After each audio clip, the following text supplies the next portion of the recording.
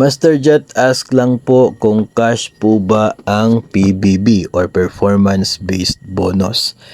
Sa ngayon, yung pinaka mabilis, no, at pinaka madali, no, pinaka magaan na proseso, yun po yung nire-recommenda, no, ng atin pong agency, no, like COA or ito pong DBM. Pinakamabilis po talaga, pinakamagaan, wala pong problema talaga ay sa pamamagitan ng payroll account. At yun po yung ginagawa ng mga agencies.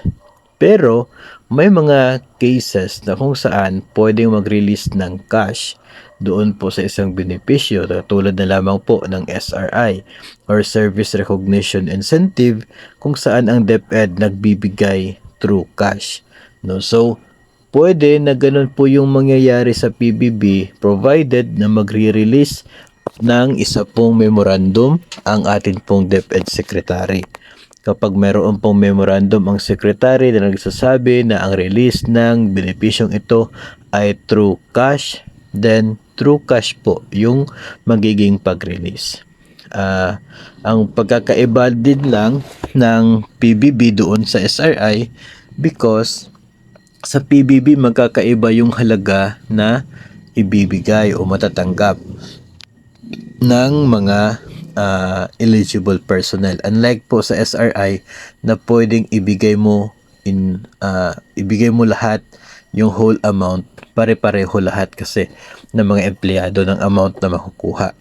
So, yung pagkakaiba ng mga halaga na matatanggap, yun din po ay magdadagdag doon sa trabaho, extra effort sa pag-prepare ng cash na siya pong ibibigay, if ever cash man, no, yung PBB. So yun po yung mga bagay na dapat pong tingnan ng DepEd.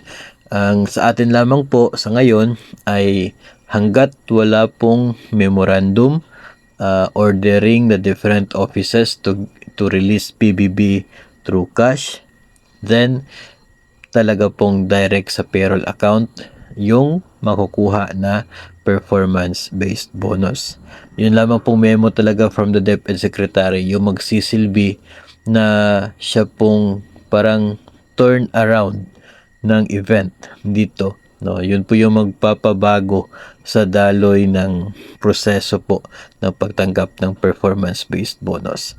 So hanggat walang memo na cash ang ibigay, mananatili na nasa payroll account ang PBB.